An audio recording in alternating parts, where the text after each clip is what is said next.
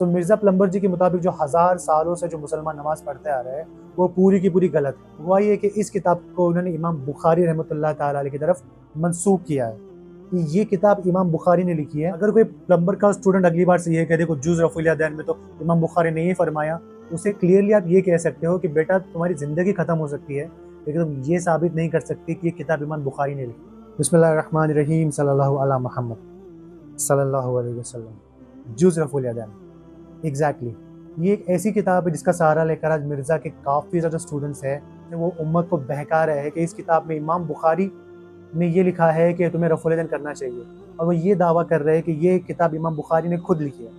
تو انشاءاللہ اس چیز کو ہم آج سمجھنے کی کوشش کریں گے کہ کیا یہ کتاب امام بخاری نے لکھی ہے اور کیا ہمیں اس چیز کے اوپر یقین کر کے اسے فالو کرنا چاہیے۔ سو انشاءاللہ اس کے بارے میں جاننے سے پہلے ہم تھوڑی سی ہسٹری جاننے کی کوشش کریں گے رفع الیدین کے بارے میں، ٹھیک ہے؟ سو رفع الیدین کی ہسٹری کافی زیادہ آسان ہے کہ میرے پیارے آقا صلی اللہ تعالیٰ علیہ وسلم کی ایک سنت مبارکہ ہے جو اسلام کے شروعاتی دنوں میں میرے پیارے آقا کیا کرتے تھے۔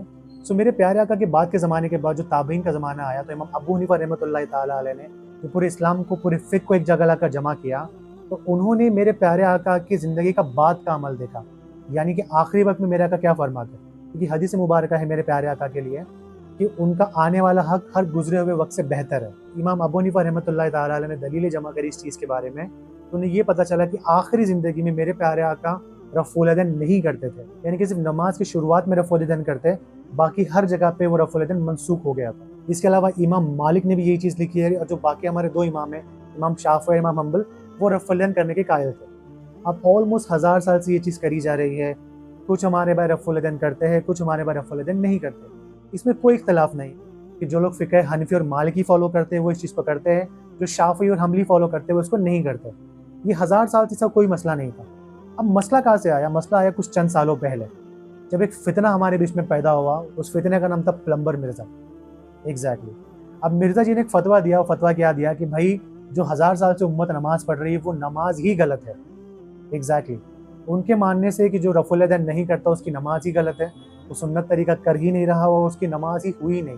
مرزا پلمبر جی کے مطابق جو 1000 سالوں سے جو مسلمان نماز پڑھتے آ رہے ہیں وہ پوری کی پوری غلط ہے۔ چلو یہاں تک تو ان کی بات لی جاتی ہے۔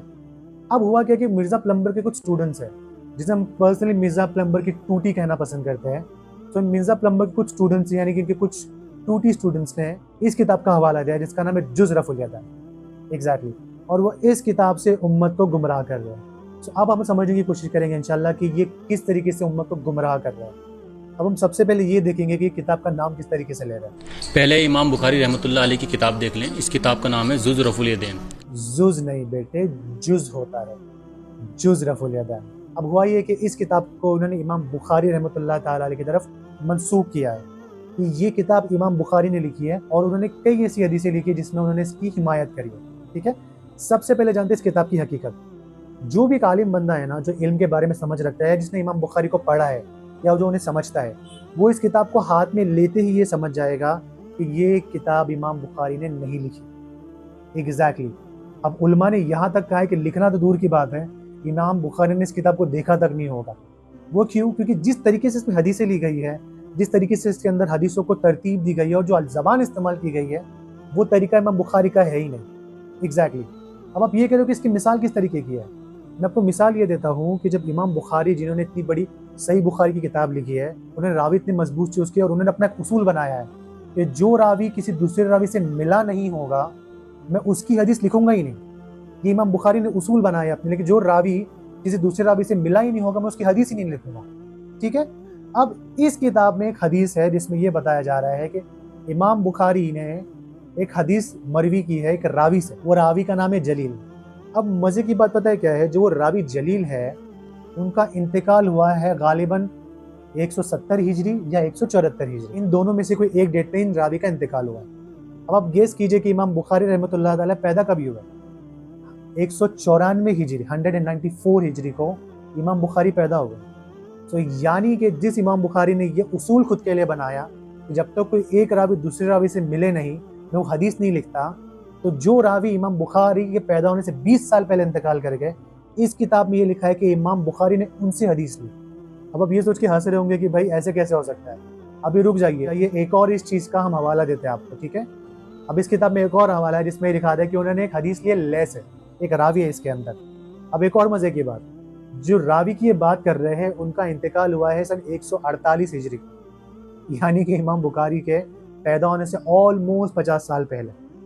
ٹھیک ہے, یعنی کہ امام بخاری کے پیدا ہونے کے آلموسٹ 50 سال پہلے جس راوی کا انتقال ہو چکا ہے, اس کتاب میں امام بخاری ان سے حدیث مروی کر رہے ہیں. اگین وہ امام بخاری جنہوں نے خود کے لیے یہ اصول بنائے کہ جب تک کہ راوی ایک دوسرے سے ملا نہ ہو میں اس کی حدیث نہیں لکھوں گا. یہ کتاب کا سہارا لے کر یہ لوگ امت کو گمراہ کر رہے ہیں. ٹھیک ہے, اب چلیے دیکھتے ہیں کہ اس میں کون کون سی حدیث ہیں اور ان کو کس کس طریقے سے گمراہ کر رہے ہیں. سب سے پہلے یہ دیکھیے, رحمۃ اللہ نے کیا فرمایا. حضرت جابر بن سمیرہ رضی اللہ تعالیٰ عنہ سے مروی والی حدیث پیش کرتے ہیں, جبکہ سارے محدثین نے اس حدیث کو سلام کے ادھیائے میں ذکر کیا ہے. بیچارے احناف زبردستی رفع الیدین پر لے آتے ہیں.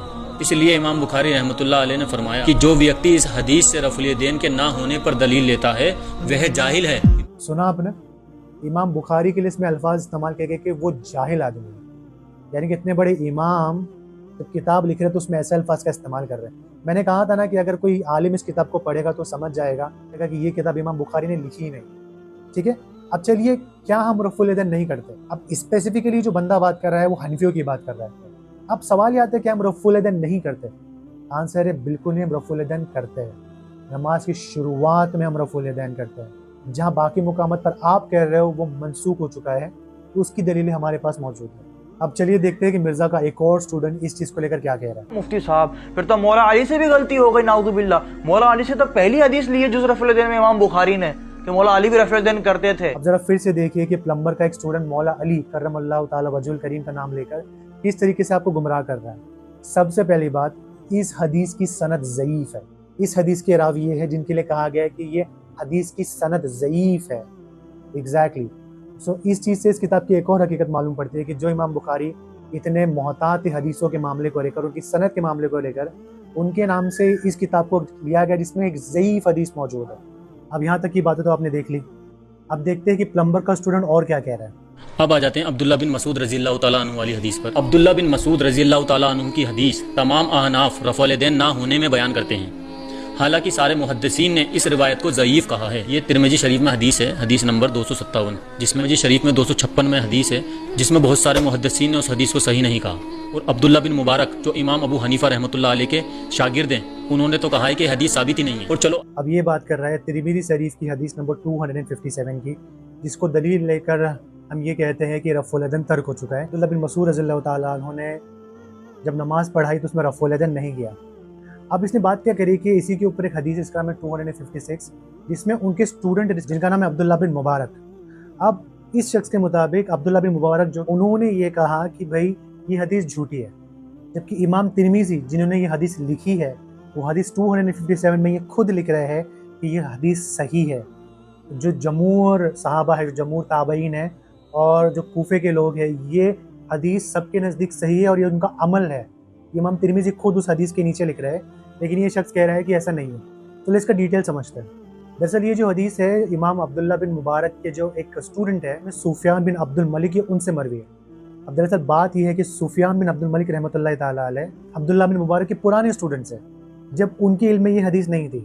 اب چلے آتے ہیں ان کو جو ایک نئی اسٹوڈنٹ ہے جن کا نام ہے سوید بن نصر, جو امام عبداللہ بن مبارک کے نئے اسٹوڈنٹ ہیں. انہوں نے اس چیز کے بارے میں کیا فرمایا کہ جب ان کے علم میں یہ حدیث آ گئی, امام نسائی کی کتاب سنن بن نسائی کی حدیث نمبر 1026 ہے, اس میں کلیئرلی عبداللہ بن مبارک کی مینشن کر رہے ہیں کہ یہ حدیث صحیح ہے. یعنی کہ جو ترمذی شریف میں حدیث موجود ہے وہ اس وقت کی ہے جب حضرت عبداللہ بن مبارک کے علم میں یہ حدیث نہیں تھی, لیکن امام نسائی نے سنن نسائی میں اس کو مروی کیا جب ان کے علم میں یہ حدیث تھی, اور یہ حدیث صحیح حدیث ہے. جیسے کہ آپ لوگوں نے یہ دیکھ لیا کہ ایک ایسی کتاب کا سہارا لے کر جنہیں امام بخاری کی طرف منسوخ کیا گیا ہے, جس کی سند صحیح نہیں ہے, جس کے اندر حدیثیں صحیح نہیں ہیں, جس کے اندر باتیں صحیح نہیں کی گئی, یہ کس طریقے سے مسلمانوں کو ہی ٹارگٹ کر رہے ہیں. ایگزیکٹلی کون سے مسلمان؟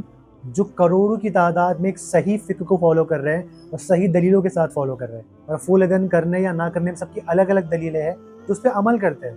لیکن اگر آپ یہ کر رہے ہو کہ اگر آپ یہ عمل نہیں کر رہے ہو تو آپ سنت ہی فالو نہیں کر رہے ہو, آپ مسلمان ہی نہیں رہے, یہ بات مرزا کی طرح ہی بکواس ہے. اگر کوئی پلمبر کا اسٹوڈنٹ اگلی بار سے یہ کہہ دے کہ جز رفع الیدین میں تو امام بخاری نے یہ فرمایا, اسے کلیئرلی آپ یہ کہہ سکتے ہو کہ بیٹا تمہاری زندگی ختم ہو سکتی ہے لیکن تم یہ ثابت نہیں کر سکتے کہ یہ کتاب امام بخاری نے لکھی. سو یہ تھا ایک چھوٹا سا ویڈیو جز رفع الیدین کتاب کے بارے میں. اگر آپ کو یہ معلومات تھوڑی سی بھی اچھی لگے تو اسے اپنے ان بھائیوں کے ساتھ شیئر کیجئے تو فی الحال مرزا کی باتیں سن کر اس سے متاثر ہو چکے. سو تب تک کے لیے السلام علیکم ورحمۃ اللہ وبرکاتہ.